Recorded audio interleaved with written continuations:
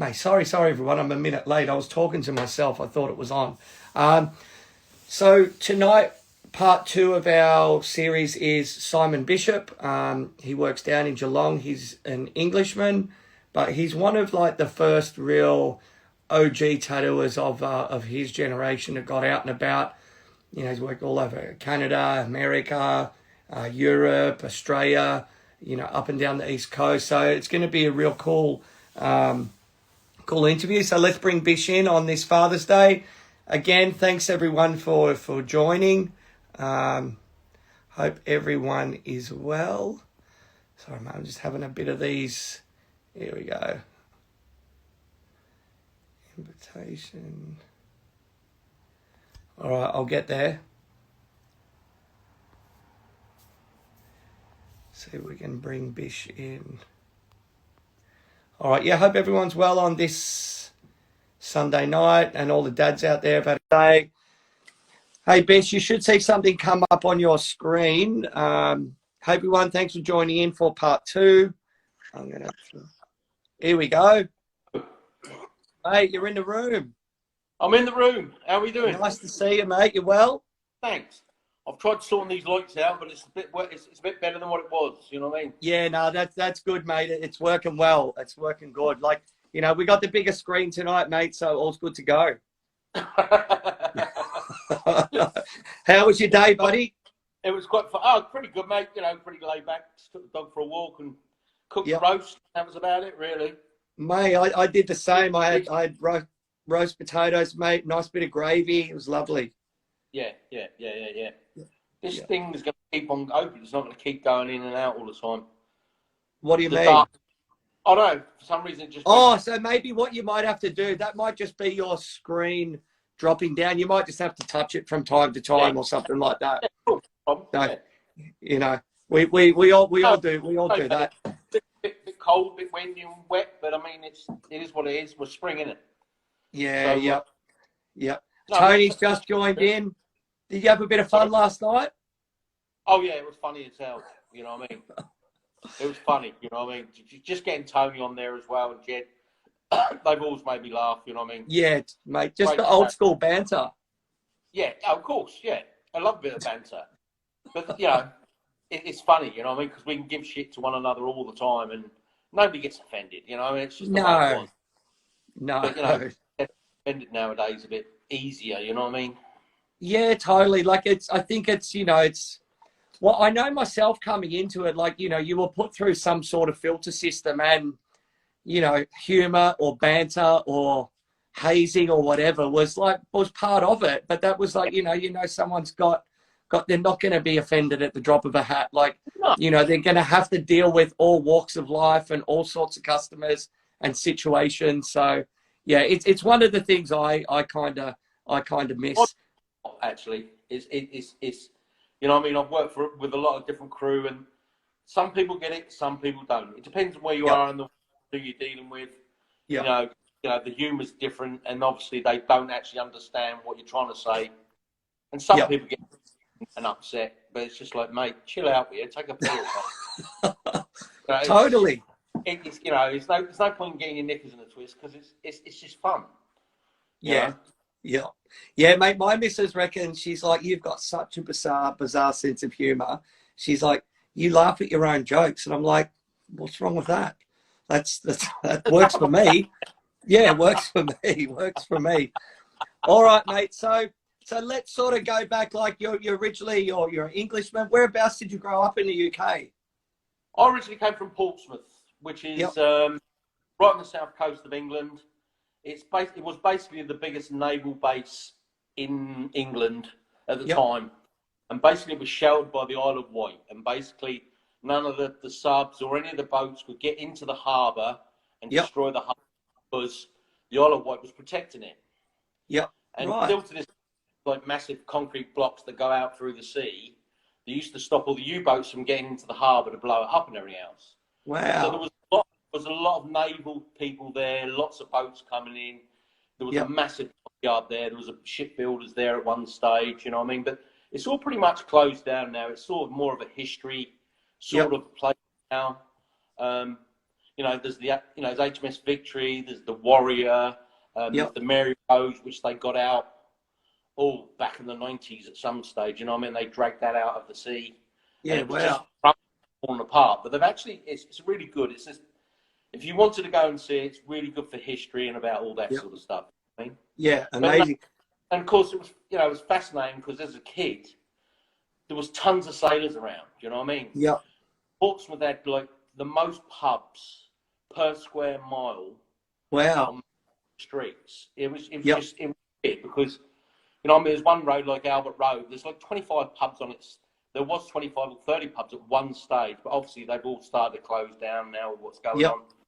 So it was a mecca for the sailors to have a good laugh. You know what I mean? Yep. The problem was there was only one nightclub they could go to, which was Joanna's. And Right. they went to Joanna's. They stayed at Joanna's because basically, you know, if you tried dealing with the locals, they were stealing all the women. There was all the punch front. You know what I mean? It was a lot. Yep. There was a lot of grief at times. You know what I mean? Yeah. But Yep. it was fun. You know, it was part of growing up. Totally. I imagine seeing all the sailors, is that maybe what first got you interested in tattoos, or was it something else? Yeah, well, to be honest with you, I think it was the football. Right. Yeah. Because basically, I think it was 17, and I Yep. just left school. I was doing a chef's apprenticeship, and the deal was we all started going to football. Yeah. And it was up, Yep. fighting, all that sort of Yep. stuff. And the deal was everybody started getting tattoos because as soon as you were 18, like, well, half of us we were trying to get tattooed at 17 and 16, depending on Yep. how you look. I mean, I still look like 15 when I got tattooed at 18, you know, 17. So Yep. the thing is, there was only about 4 tattoo shops. There was the RHYS, there was Taffy's, and Yep. then Graham Townsend opened up on the pier, and Yep. I think there was one in Waterlooville or Havant at one stage. You know, there Yep. wasn't that many. Yeah. And then Right. there was another one that opened up down in the town, and then it sort of got more and more. But now in the town, obviously being back there just recently, there's Yep. about 150 shops now. You know what I mean? Yeah. It's gone mental. But obviously that's Yep. because obviously now tattoos are acceptable. Yeah. You know, everybody wants to get tattooed. Yeah. We're Tattoos back are in mainstream now. You know what I mean? Because you was either Yep. been in jail, you was either a sailor or an army person. Yeah. Yeah. Yeah. You Or a footy hooligan. were frowned upon. You know what I mean? Yeah. Yeah. But as a Hey, football on a hooligan, everybody started yeah. getting tattooed, Yeah. Yeah. which was Hey, good. on a quick different note, there's that movie. I think is it Foot Soldier Origins that's coming out. Oh, There's right, it. okay. Yeah. I think it's going to Yeah. be a good one. They touch on like the rise of football hooligan and all that sort of stuff. It should be a good one. It was very short-lived for me, really, because obviously Yeah. I started getting tattooed, and I think Easy Rider magazine had just come out. Yep. And I think what it was, because I was a little arty-farty in a fashion, Yep. I was seeing all these tattoos from America, and it was just like, you know, don't get me wrong, there were biker tattoos and everything else, Yeah. but people full sleeves, chest, Yep. stomach, backs, and all that sort of stuff. Yep. And I actually got, I think it was about 4 or 5 tattoos, and then I sort of retired from it. Yep. But to be honest, when I got my first tattoo off of Ronnie, old Squeaky, Yep. it was funny because I looked at him and I see what he did. He just put a cross on my arm. Yeah, lad, let's have a look. Because a friend of mine went with me as well. He said, what did I do for you? I want a Portsmouth crest. So it was like the football logo and everything Yep. else. So he just sort of looked at it. Right, okay, all right, lad. So he just did a cross on there. And that was it. Just Wow. went needle. And I was like, Yep. fuck. He put the door upside down, but the thing is, the days, you know, it was just like, you didn't notice that until about 3 or 4 weeks later once I hit it. Yeah. Exactly. Straight in, you know what I mean? I was like, my God. And it was Yep. really funny because at that stage, I sort of looked at it and I saw what he was doing and how he was doing it because it was on this arm. Yep. I was like, you know what? I could do that. Nice. It's really weird because obviously Yeah. I just started my chef's apprenticeship for 3 years and I was like, I wanted to get out of being a chef. I wanted to become a tattooist, you know? Yep. And every tattoos, all my mates were getting tattoos. And that was around the punk era as well. The rock, the punk rock era, Yep. the Australia era, and all that sort of. And everybody was getting tattoos again with that as well because of the music. Yes. The punk, the Sex Pistols, and all that sort of stuff, being rebellious. You just want. And I actually did.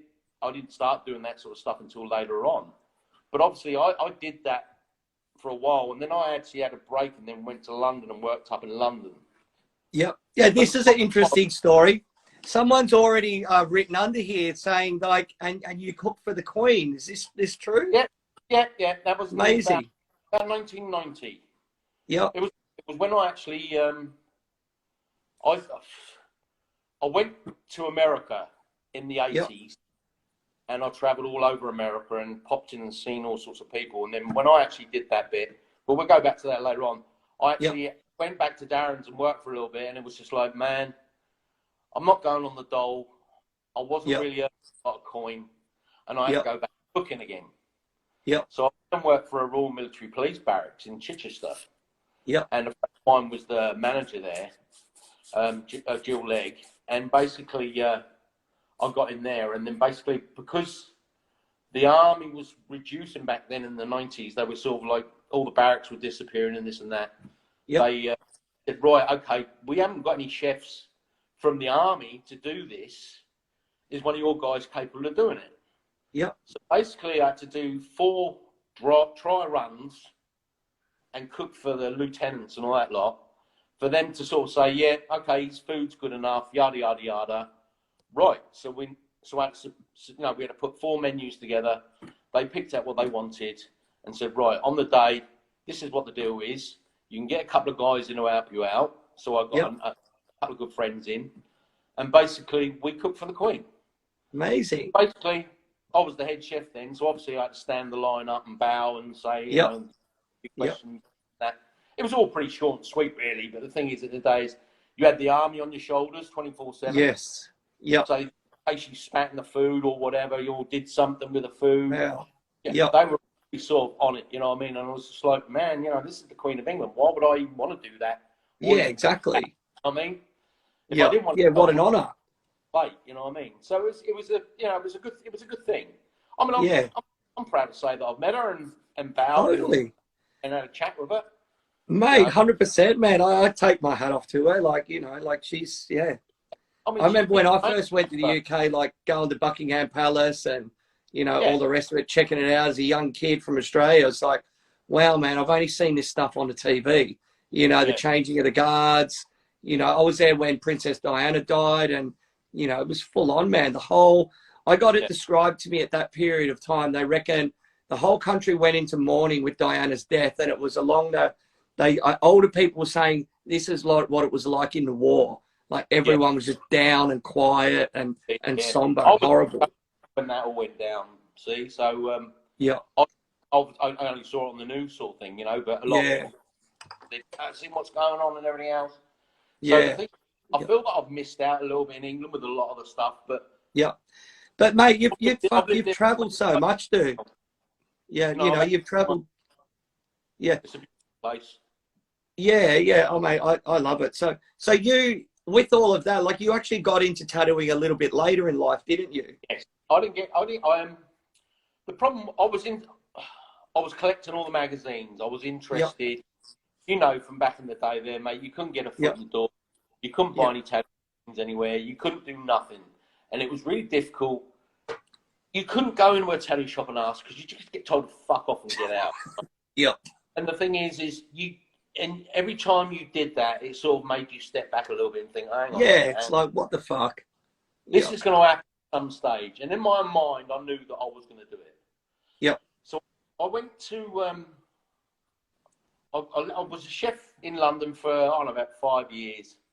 And I did an India trip and did all that. And I was like, it was really cool. It was like 81. I went to India. And it was weird because although I was fascinated by tattoos, there was tons of people getting tattooed over there because they were doing all that roadside, sitting on an orange box with all their stuff, getting tattooed and all that sort of stuff. And it was entertaining, and I was just like, man, the sterilisation in this is ridiculous, you know. So I did that, and then I did the trip to the States, and what I did was I flew to Canada, bought a car, and basically just traveled.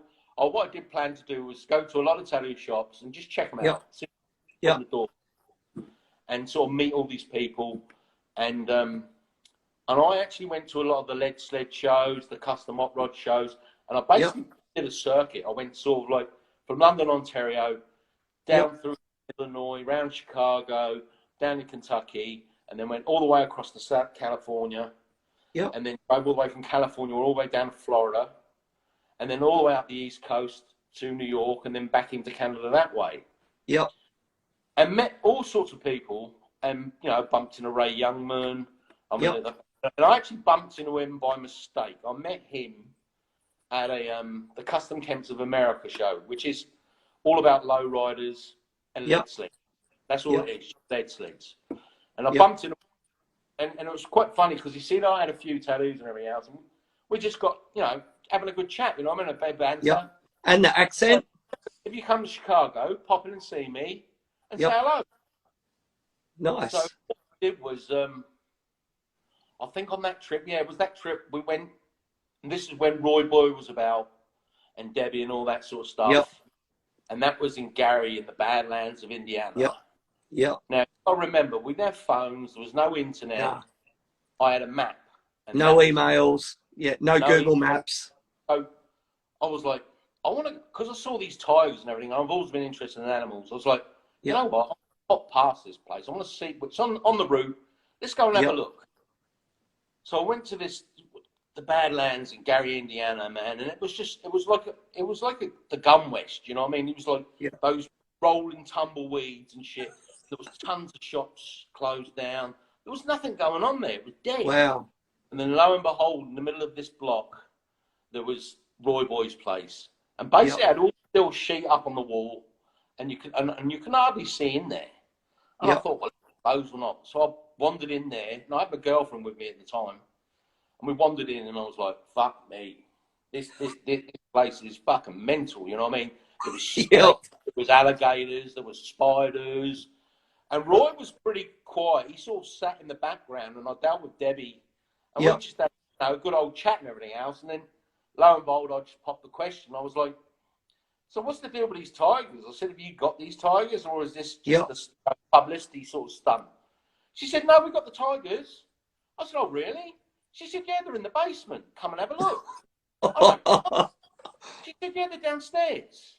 Oh, so we walked out through the back shop, and we get to the back door, and the next minute there's these three fucking Rottweilers like jumping up at the window and everything else, just scared the living daylights out of you. She said, right, we're going to go down the stairs. The tigers are down there. Just watch out when you turn the fucking corner. And I was like, okay, fair enough. And I said, well, what do you mean watch out? She said, well, just be careful. She just keep your distance from the cages and go down there. Well, this was obviously where they did the weights and all that sort of stuff. And then as I got down to the bottom of the stairs, I saw one of these tigers in one of the rooms and everything else. And, they were all tame and everything else. You couldn't actually touch them, but you wouldn't really hear them. And so there was two tigers there, and I turned the corner, and the next minute, this fucking Black Panther just jumps at the... I mean, fucking rolling. I was like, what the fuck? She said, just chill out. He can't get out. He's just... You're somebody new, whatever. He's just excited. Exactly. Yeah, excited, needed a bit of food. I mean, I was skinny then. I wasn't, like I am now. But it was funny, I mean, it sort of just like, it sort of all came together, I mean? It was like, yeah, they're not bullshit artists, I mean? It is what it is. And she was lovely, I mean? She was brilliant. I mean, we was there for about an hour and a half, 2 hours and everything else. Fuck, wow. But just, there was two big, massive tigers in there, and obviously this Black Panther, and they were beautiful cats. But this is where they did their weights, all the weights were in the middle of the room, and because all that sort of bodybuilding and stuff like that. You know what I mean? Because back in the day, it was like Gil and Randy Adams.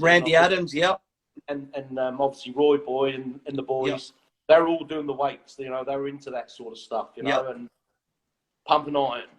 Crazy, mate. But, mate, that is so mad Like, mate, what the fuck did your girlfriend think at the Well, time? I don't think she actually came. I don't think she actually came to the bottom of the stairs in the end once I shit myself. I mean, but Yeah, it was because then obviously we just left there, and then we ended up going through Chicago, yeah, Mac, and it's like, oh, Southside Chicago, and I thought, wow, okay, let's go through here, you know.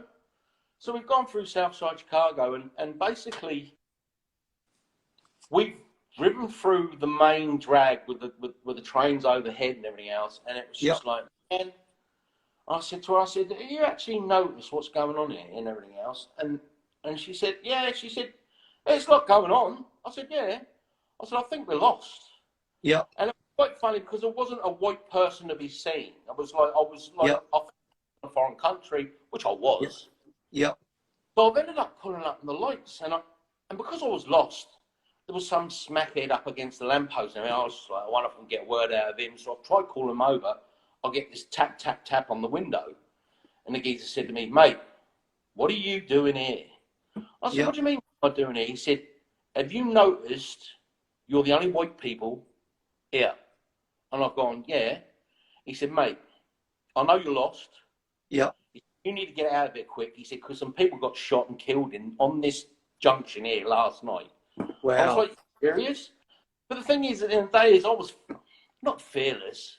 Yeah. It was just traveling. Yeah. Just, yeah. And it was funny. So then we ended up going to Chicago and staying in Chicago for about a week. And that's where I met Ray Youngman, you know what I mean? And caught up with him, and we went for dinner, and we had a laugh and everything else. And then we shot off. But, that was the first trip. And I did go to a lot of tattoo shops. I met Jeannie Finch, which was Roy Boy's ex-wife, down at the station. And she actually sold me some predispersed blue. Nice. And this was back in the late 80s. Wow. And Ray Youngman had predispersed blue all over him. I don't know if you've ever seen it. He's got all animals and stuff. And mate, I'm in the colours, you know what I mean? I like bright colours. I like getting the colour in there nice and solid. And it was weird. It was just, mate, I was like, brilliant. I'm onto it. You know, I'm getting my foot in the door. I'm getting there. Totally. So then we just, we did the travelling bit. And then obviously I got to England. And because I enjoyed it so much, I wanted to go back. So basically, back to England, sold my car, had enough money to go again, went back to London, Ontario. And that's when I started getting into the situation where I was being able to talk to people. I was talking, I ended up going to this shop called the Blue Dragon, which was in London, Ontario. And basically a guy called Frank Mallon owned it. And he also owned Panther Products. An early supply company. And he was running a little small town where he lived and everything else. And he was like, you can come in here every day, do some drawing and everything else, yada, yada. I'll teach you the tattoo. Well, at that time, Mike Austin was there. And he hadn't actually started tattooing, I don't think, at that stage. Right. He was coming drawing flash sheets. So basically, coming in, this guy could draw like nothing else, mate. Phenomenal. He'd just paper and he'd draw, and he was mentally drawing skulls. And I remember I always used to put, I don't know if it was on the back or on some of the bits of paper, you used to draw this little rat, and it was a little rat through, and it was just like a little cartoony sort of thing. But for some reason, I always remember it. You know what I mean? And I think at the end of the day, I'm not sure if he actually did some work there in the end, or he ended up. I think he did work there for a short time, and then he decided to go out on his own because obviously he'd got all the contacts, he'd got what he wanted and everything else. And he had a private studio, and I went to his studio a few times. He's a great so he had a private studio like early in the piece. Yeah. He didn't really do. I think he worked with Frank for a little bit because obviously I was there for about 3 or 4 months. And then what I did was I bought him a tattoo stuff, and I think I was there for about 4 or 5 months, and then I ended up, because obviously it's the Commonwealth and everything else. Back in the day, if you went in, you got 6 months, same as America. I mean, automatically. So I think it was up to about 3 months or 3.5 months, and it was just like, it's time to go. You know what I mean? I was like, I've got my stuff now. I've got my tattoo gear. I've been shown what I need to do, and I went back to England. So I ended up going back to England, and then a really good friend of mine, Mark Townsend, put me in contact with Darren Stairs. Yep. So I remember Darren working on the pier with Graham Townsend for a while, and basically with that, the whole team where, you know, somebody do the outline and somebody do the colour. Production line. Well, Darren just opened a studio, and it was above a jewellery shop. So I ended up working with him upstairs. And it was one of those sort of situations. You weren't getting paid. You know, you learned what you were seeing and what was going on. And at that day, Darren was starting to do his portraits, you know, and this was back in, I think it was about 88, 89. Yeah. And man, he was doing these portraits like you could not believe. And still today, he does amazing work. He's an outstanding... Oh, phenomenal, mate. And he won, and I think we went to Dunstable one year, and I'm not sure if it was 88 or 89 we went to Dunstable. And I remember him winning the portrait category 3 years at the trot. Yep. I think one of them he won, was it the Craze? He did a portraits of the Craze? Yeah, he did a lot of them. To be honest with you, he did all sorts of comedians. I got mates that got, that's right, you know, he did sort of Sean Connery, and then I think I've a couple of friends from America come over and got portraits done by him and everything else. But it was a good laugh, you know. I mean, that shop was fun. It was small. It was and basically in the days, I was just doing the small little pork chop, small things, you know what I mean? Yeah, getting your skills up. It was a laugh, you know. I mean, I learned a lot from Darren. You know, I used to make his noodles and this and that, mix ink and all that sort of stuff. So it was a good foot in the door. I was with the right person, you know. Mate, 100%. Off.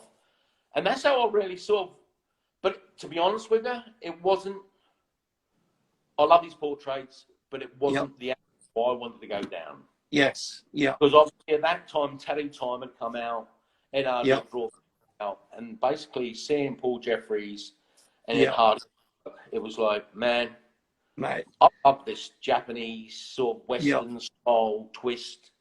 Because I think it had a lot of colour in it, because obviously I like colour. Yep. That was that was Japanese back then. Yeah, no Westerners or Europeans were doing Japanese background in black and grey. It was all colour. Yeah. And it was weird, you know. And then obviously I hung out with Darren for about 2 or 3 years, but just didn't seem to be. I think because obviously what was going on, I wasn't really earning enough money, and I was sort of on the seesaw, you know what I mean? Because obviously at that stage back in the late 80s, it was starting to come out the woodwork a little bit, you know. The young girls were starting. Well, I imagine it was still quite seasonal. Yeah. And seasonal, I mean, in the winter it would die in its arse, you know what I mean? Yeah. And that's when I'd actually go travelling. I think when in the winters I used to go and see people. Yeah. And I think that's when me and Darren, we ended up going to the Mad Hatter's Tea Party. And to be honest with you, I think it was one of the best conventions ever. Yeah. It was a close community group. There was all people from England, you know. I think Ian Redding, Kevin Shirtcliffe, Derek Campbell. I think Tony Clifton went. Darren, and it was a laugh, you know what I mean? There was. But that time as well, like I think for people that aren't watching, that's like what, late 80s, early 90s. That was the beginning of the 90s, I think. Yeah, and that's when tattooing really started kicking goals big time. Yeah. And it was funny because Tintin came over, so he was over there. And then you had all the guys from the States. Yeah, well, obviously it was in the States anyway. It was in Portland, Maine. But it was in February, and it was always fucking snowed. It was so much snow, you couldn't do nothing but sit in the hotel, get drunk, get tattooed. But it was great because you got to meet lots of different people, you know what I mean? Yeah, good information exchange, build friendships. Yeah. And that's where I met Aaron Kane and Marcus Pacheco, you know what I mean? I met them at the airport, I think in New York, and they were going, and it was like, they were covered in tattoos and everything else on their necks and this and that and everything else, and I was like, they got to be going to this convention, you know what I mean? Yeah. So a little bit of a cheeky bugger. What's the crack, Jack? You know what I mean? Where you go? You know what I mean? And they said, oh, we're going to Portland. And I was like, well, I'm getting on that plane and everything else. And when we got there, they were on the conveyor belt getting their bags and everything else. And I said, mate, and I was actually going on my own because Darren went with somebody else. Yep.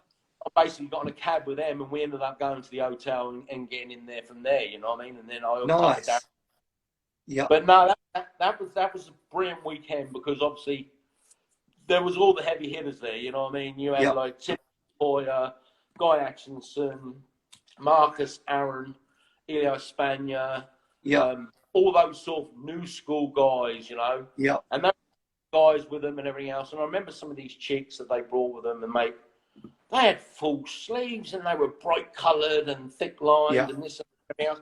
And I was like, man, Yeah. where is it going down? You know what I mean? It's Yeah. like, I need to see some of this stuff, because it was like, it was pleasing to the eye. It was new. It wasn't your sort of like, not necessarily J-list, you know what I mean, or Doc Price stuff, Yeah. but it was completely different. Coming from a different background, like an art background, it Yeah. was laid out. So I met all these crew, and I think Carrie Brief came with me as well at once. I actually drove up with Carrie Brief one time, and he introduced me to a lot of people, you know, and they were all in San Francisco. Yeah, And I was right. like, fine, fair enough then. So I think what the deal was, I think I ended up going back to England, to Darren's for a little bit, and did the summer season. And I think I ended up going, right, I kept in contact with these guys, ringing them and emailing and stuff like that. Not emailing, because we obviously didn't want no computers, but just phoning them, because that's all you could use. Yeah, cool. And then to go to San Francisco. Well, I obviously knew Elio, because he actually came to England and did a look. He came and stayed with me in Portsmouth, and so did Carrie. Yep. And Elio was doing the Dunstable convention, and so was Carrie. So it was around September time. Yep. And basically, we did all sorts of things and got on the piss and everything, and like you do, you know what I mean? And we had a great friendship, you know. So Elio was like, right, I'm going to San Francisco. I'm leaving Steve Ferguson in the Ink Spot, and I'm going to San Francisco, and I'm going to work there. And I was like, oh, right, okay, fair enough. So I ended up going up there to see him, and I ended up going to stay with Elio. I went there numerous times and just stayed with Elio. And this was when, I think the first time I met Aaron and Marcus was when they had Everlasting. And I think the time I actually got there to be with Elio, they were just opening Primal Urge, which was on Gary, what's the name? And then obviously Everlasting was on McAllister, which wasn't far away. It was only like about 5 blocks away. So you walk from one to the other. So of course I knew Aaron. I used to go down and hang at the shop down there, you know what I mean, and catch up with the lads. And basically I sat in San Francisco for about a month, just selling jewellery, and I sold a few machines, bits and pieces. And because, you know, you got by, and I had digs which didn't cost me nothing. Thanks, Elio. You know, I appreciate that. Yeah, the travel a lot, but just absorbing it all. Yeah, and that was it. Going to Japantown and checking out all the books and all that sort of stuff. Yeah. And then one year when we went, we ended up going down to the San Diego convention altogether. I think there was Marcus, Jeff Rasher, Todd. I think Scott Sylvia was there as well, and Elio. We all went to this. I think it was the JD Crow one down there in San Diego. So I ended up bumping into Derek Campbell, of all people. And ended up on the piss with him and hanging out with him for the weekend and with the boys as well. Is that where the photo of you, Derek Campbell, and the little midget guy tattoo from the Play to Play? Yeah, that was it. Is that convention? Yeah, and there was also another guy that came from Aldershot, and I can't remember his name. He had a tattoo shop in Aldershot that he used to do all the because the army barracks were there. I can't remember the guy's name. He was a lovely guy. Not one of the Scoosers? No, it wasn't one of the Scoosers. I can't remember what his name was. He was Derek. And he was a funny character. But Derek's a funny character anyway. He was off the edge, you know what I mean? Yeah. He's the best. And I met Derek through Darren. We had a good laugh, you know what I mean? I met all sorts of people. You know, obviously Paul Jeffries was there at one stage, and I met him. And, you know, it was a great convention. But I also met Kurt Todd. And I think I actually was just running around for him. He was there with his sidekick. And basically, he said he had a few machines for sale. So I ended up just doing a bit of hustling while I was there at the weekend, selling a few machines with him. Oh, Todd's here today. he's got these machines, you know, you're interested in this now. And I think I sold about 7 machines for the guy, you know what I mean? But it was a fun week.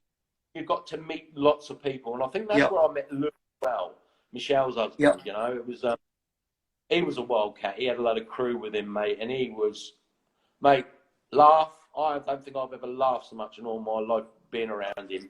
I mean, obviously, he didn't know of, I mean, but he knew Derek from back in the day or something, you know what I mean? Derek's been about a fair bit. I don't think Derek gets the credit he deserves. He's a good bloke. He's a funny 100%. Mate, yeah, mate, he's a legend. One of the whenever we can travel again, mate, and I go back to the UK, apart from seeing, you know, my normal crew, like Derek's one that I'm just gonna go and say hi to, and mate, you know, I'd love to interview him just because he's had such a mad life, man, and he's so good. Like I've got, you know, I'll hit him up actually. Yeah. When I recently went back to England because when my mum was ill, I was actually going to go and work with him in Reno's shop. And I don't know, for some reason, he just said to me, mate, you don't want to fucking come and work here, it's shit house, you know what I mean? And I was like, oh, right, okay. So I sort of like got on the back burner a little bit. And that's when I ended up opening my own shop a little bit. Yeah. But, he's a funny bloke, mate. I've got all the time in the world for him, you know what I mean? Totally. Hey, we've got just, sorry to interrupt this. While we're on America, this is a good time to do it. Pete Morris has asked, have you ever met Jack Rudy or Charlie Cartwright or Bob Roberts? I've met Jack Rudy, but that was I met him through Paul Jeffries and Ed Hardy were having a conversation and everything else. But I've not really sort of had the chance to sit down with a lot of these heavy hitters, you know what I mean? Yeah. I was always on the back burner. I was never sort of like, oh, I'm so-and-so, and look, you know, yeah. But I've actually sat down and chat with Ed once in the shop. Ed was brilliant, you know what I mean? He's just got the time in the world for everybody. He's such a polite, nice guy. There was an incident in the shop, but I don't know. Yeah, what was that? Because, we don't go into the details, but didn't Elio get tattooed by him? Yeah. So Elio, he was living in Haight Street. So basically, he said to me, right, this was the time that I was there for 14 days. So basically, we was down one day, and he's like, right, I'm getting tattooed by Ed. I was like, oh, cool. You know, what are you going to get? And he's, I think he got some swallows, I think, some stuff. Yeah. It was a weird... This is where Ed went from his sort of Japanesey style to his more artistic sort of style. Mash-up stuff. Debbie came from New York, and she came and stayed as well. I don't know if you ever met Debbie, but she used to be a bar girl. She was a lovely woman. I can't remember what her name was. Anyway, so we're in there at Ed's, and Elio's down there laying on his front because obviously he was getting the back of his calf done. And we're having a chat and everything else, and Ed starts talking about Ronnie Ackers and all that sort of stuff, but we won't even go down that road either. But it was funny because Elio's like, dude. Did you say Ronnie No Knackers? What? Did you say Ronnie No Knackers? Yeah, right. Well, yeah. That's why he was asking. I was like, oh, you know, I don't really know. You know, I don't really want to put myself in that situation. Because that's the reason why we called him Squeaky. Yeah. Because a lot of people didn't know if he was a boy or a woman or a man. A lot of people asked that question. So Elio's like, he's in pain, man, and he's like, oh man, this is fucking hurting, this is fun. Mate, go and get me a couple of small bottles of vodka, can you? I was like, man, you know what I mean? You're getting tattooed by fucking Ed Hardy, man. You know what I mean? It's like, and you saying that because Ed was tattooing him. And this was halfway through the tattoo. He said, right, go and get me some vodka. Go just across the road. So I went and I've sat down there and I've tried smuggling it's in a brown paper bag because, it's a bit obvious what you got in your fucking bag. You know? So a porno or booze. You what? Yeah, exactly. Either a porno or booze. So I was sitting in front of him, and Ed's looked up, and he's just fucking grilled Elio. He's like, Elio, what are you doing? And he was going, what, Ed? What, Ed? He said, mate, you wouldn't do it in your shop. Yeah. I hope you respect me and don't do it in this shop. But Yeah. Ed said, no, Elio, there's no buts a fuck about it. And it was, I was in the middle of it, you know what I mean? I was like, fuck, you know, Ed's going to think I'm a right weird, no, idiot. Yeah. And it was just one of those funny stories that I like to tell. Yeah. Not that I like to tell because it's a shame or No, the way Ed went I about would have said, oh, I'm just going to go to the toilet. Yeah. It was priceless, you know what I mean? It was so Yeah. funny. It was like, and Elio was like at the end, man, thanks a lot, but fuck, I got my arse chewed, you know what I mean? And it was, just one of the funny thing about tattooing, you know, that you meet so many different characters and so many funny stories to tell, you know what I mean? I've got that many stories. And meeting all these great tattooers, you know what I mean? And the thing is, you know, it's lots of fun to be had. And if you're willing to Mate, travel... totally. One of my best chew outs, I was at the King of Tattoo in Japan years ago. And I was messaging with this guy, like, all right, and he's putting on something at his shop and everything. And I had like 5 of my mates came over from Sydney with me. So I'm like tour guide, all the rest of it. I really wanted to go to this thing. He had his shop. He had all these artists there from around the world and blah, blah, blah. And I just couldn't get there. But because the Japanese culture, I said I was there and I didn't turn up, you know, I dissed him. And then I saw him at the King of Tattoo convention. And I was talking to someone else, and there's like Pino Cafaro here and a few other like American guys around. And I was like, oh, I just want to apologize. And he just went, no. Right? And I tried to say something again. It just went, no. And I'm like, I wish the ground would break up and swallow me right now. And Pino's there looking at me like drinking and giggling.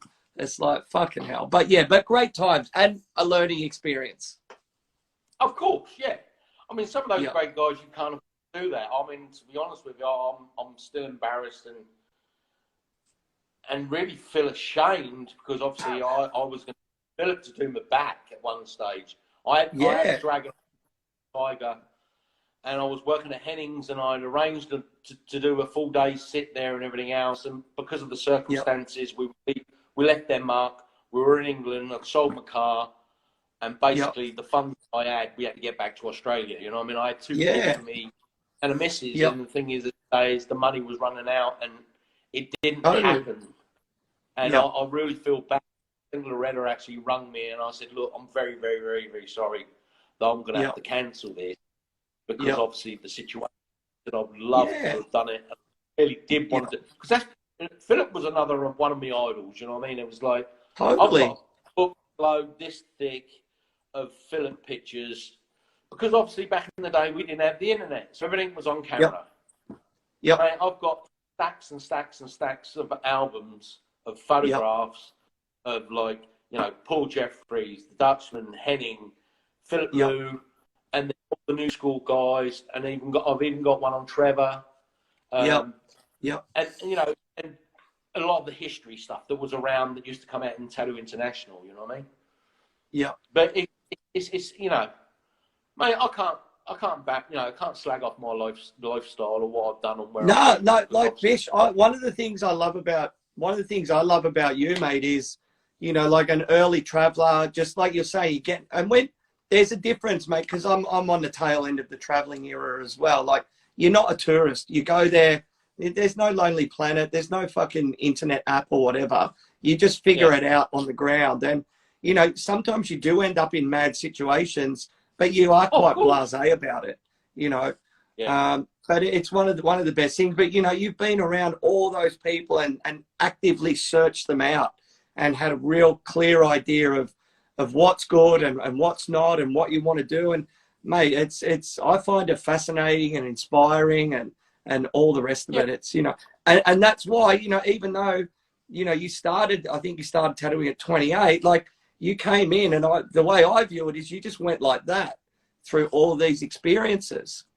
Yeah, I mean, it was a good learning curve because obviously you learned a lot from other people just by watching, and that's what I used to do a lot of. I used to study how people approach a tattoo and how they would do it. I mean, it's like Aaron. I could sit down there with Aaron for hours and hours on end, And when that sort of, I mean, Eddie Joyce was doing it, but obviously Aaron and Guy at that stage were doing that sort of biomechanical sort of stuff.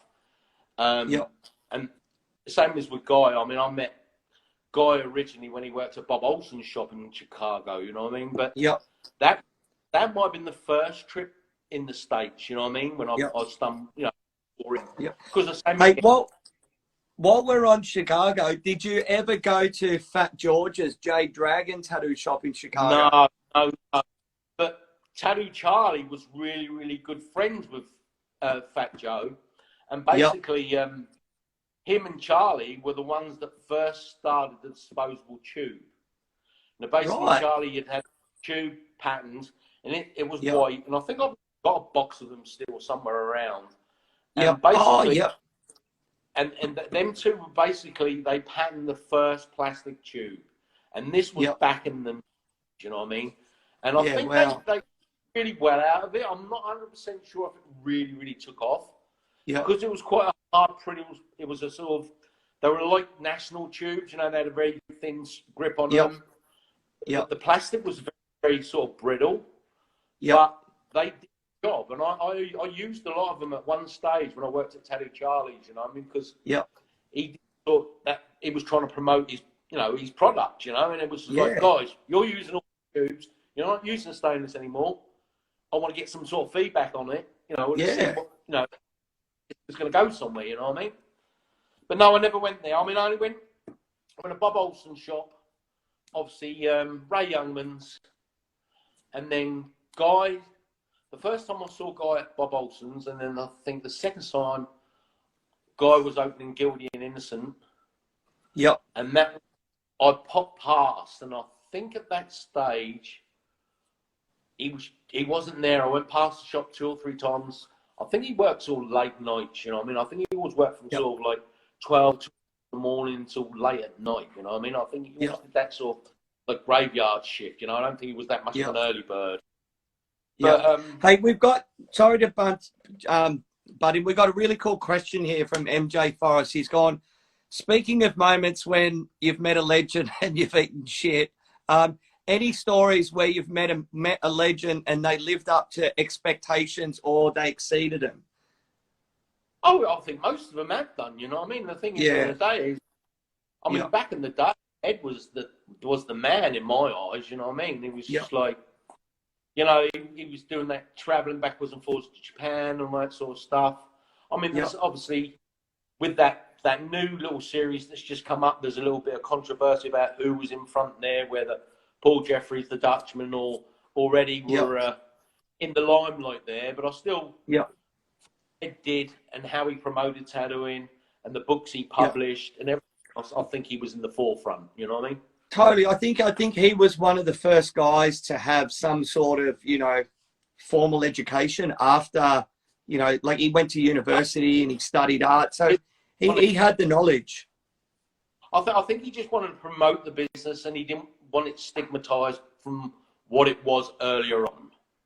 And basically the art involved and what could be obtained with using a tattoo machine. You know, I mean, it wasn't just the Sailor Jerry stuff. You know, I mean, you could do this, not say artsy fartsy stuff, but there was a lot of, you know, there was a lot of art involved. You know, I mean, the same as the John the Dutchman. You know, I mean, when I went there at that stage, man, he just draws it on with a paintbrush.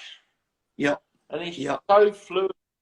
He just does what he does, and such a lovely bloke. You know what I mean? You know, they're all got their, you know, they're all good in their own little way. You know what I mean? John's a brilliant artist, a brilliant painter. Hey, so with all of that, Bish, we've got about 10 minutes left for tonight, so we're obviously going to have to do a follow-up, which is going to be good.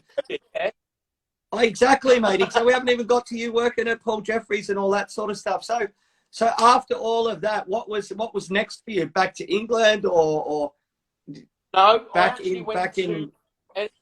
It was really weird because obviously I'd been tattooing. I think I was tattooing Darren's, or was it just before? I met a lot of guys in America and everything else. And I met this really weird, cool cat. His name was Billy Scott Sr. and he had an upholstery business in Louisville, Kentucky. Well, I'm a car guy. I've been building cars all my life, you know, Yep. and playing around the world and this and that. And he had an upholstery shop in Louisville, Kentucky. Well, I met this guy in Springfield, Illinois, and he was a little short bastard. Honestly, he was shorter than it, and he had a mouth on him. And mate, he could cuss. He could cuss you out 24/7. And for some unknown reason, I met him, and he took a shine to me, and he went, "What are you doing?" I said, "Well, I'm just traveling around and everything else, and just doing this and everything else." He said, "You're a funny talking motherfucker." He said, "If you're ever in Kentucky, look me up, will you? Because I'd like to sit down and have a conversation."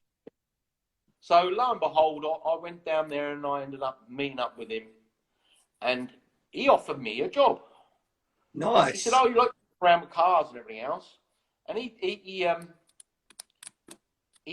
was doing all custom upholstery, and basically he had people coming from as far as Massachusetts. So Louisville, Kentucky's just below Illinois and Michigan, and basically up in Massachusetts.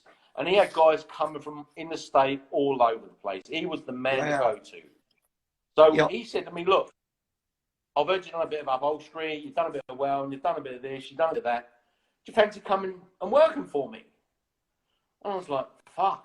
You know what I mean? I was in between this tattoo phase, you know what I mean? Yeah, and I was still traveling, trying to have a good time. So I went and worked for him on and off for a couple of years. I think it was nearly 3 years or something, you know what I mean?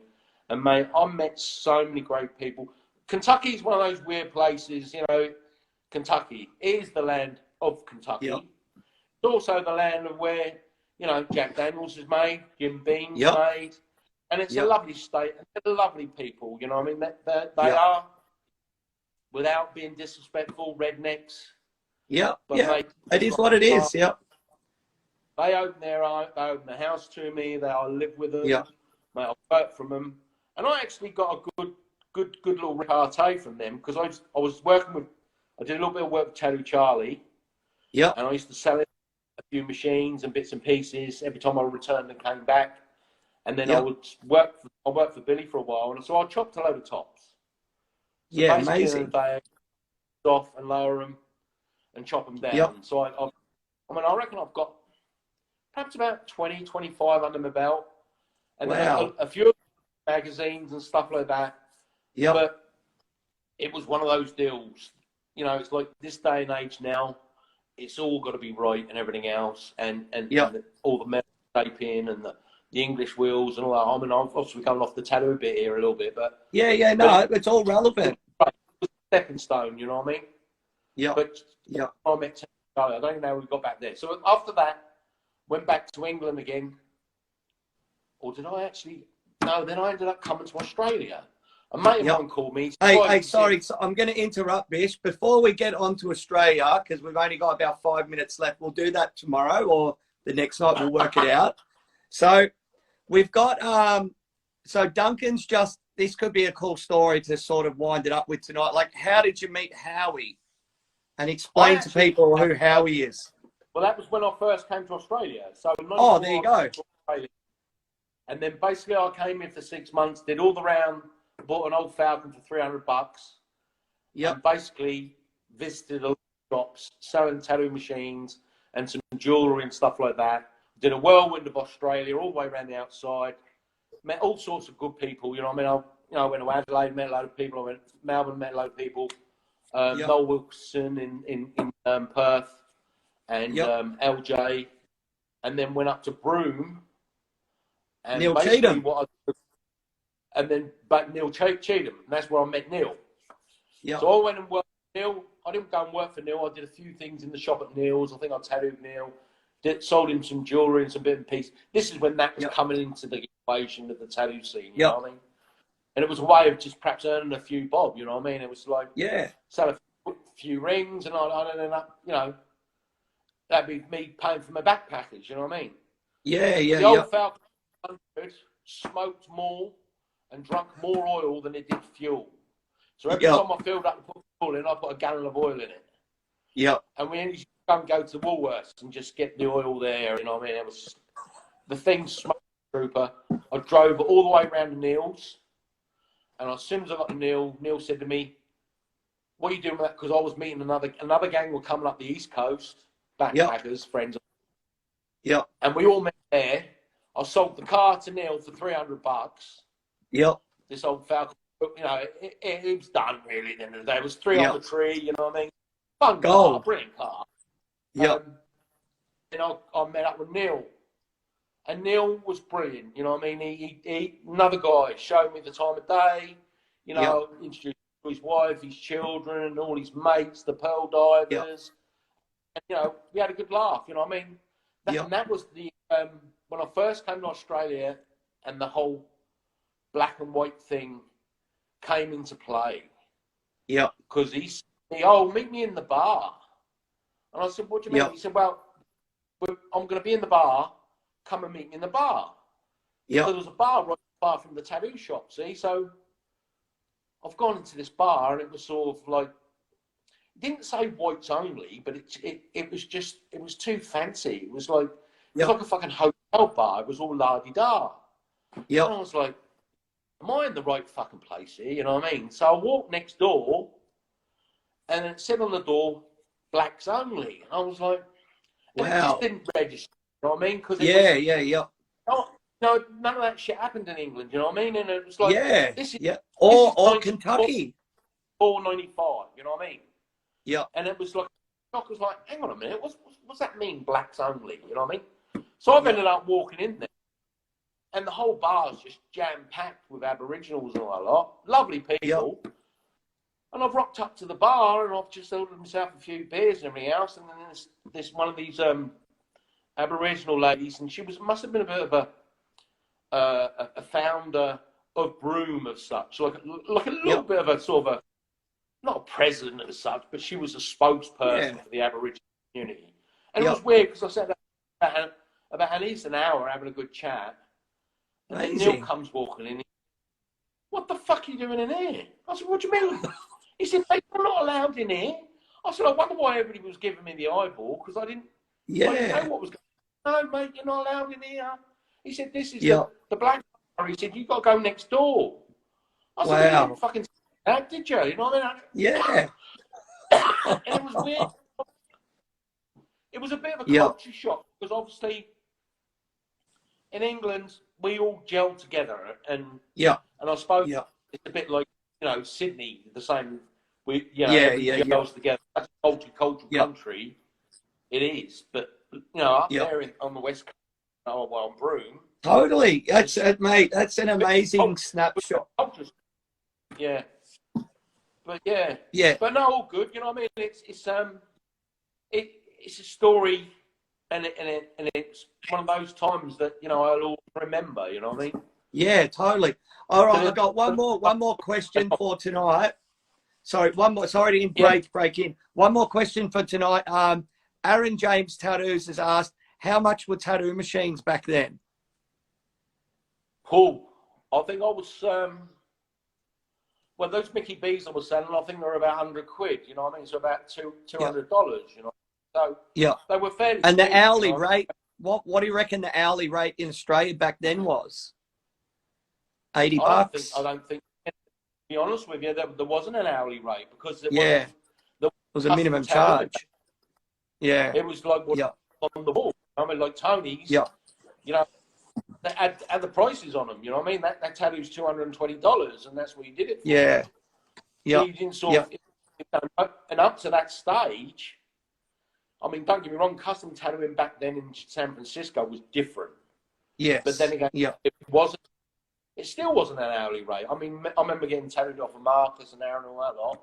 We did some trading and stuff, but I can't even remember how much they were charging, you know what I mean? Yeah. But in this country, you know, up until I went, I mean, even when I worked at Kim's, you know, the prices were on the wall. Yeah. That's what you did the tattoo for. So if you were slow, whether you were, that's what you got. Yeah. And I think that was the old art of the tattooing back in the day, you know? It was just like, you know, if it's going to take you 4 hours to do that, and you're only getting $200, mate, that's all you're getting. You know what I mean? And then you got you got to learn to. You know what I mean? Yeah, learn to get So efficient. Hey, I hate to do it, Bish, but if tomorrow night, does tomorrow night work for you? Who? Does tomorrow Yeah, night work for you yeah, to carry on? cool. Yeah. All right, we'll do I can do tomorrow night. it. But just a recap, man, it's been amazing, Bish. And I think for younger tattooers as well to hear what it was like to travel back in the day, but also seek out all these different legends in different parts of the world, you know, and you've run sort of so many parallel lives, like, you know, a traveler, the car scene, you know, tattooing as Yeah. well. It's been a real eye opener. And like, I'm glad now we're going to finish off tonight because we're just touching on Australia and Yes. mate, we got loads more to go. So I just want to say thank you to everyone that we couldn't answer the questions, but we're going to come back at 9:15. Myself, Bish, Jed Hill, and Tony Cohen again, and we're just going to talk some more funny stories and talk shit and stuff. Apparently, Tony and Jed are going to do some sort of like on live jam session. So thank you, Bish. See you in 15 minutes. See you in 15 minutes. Cheers, mate. Appreciate it. Thanks a lot. See ya.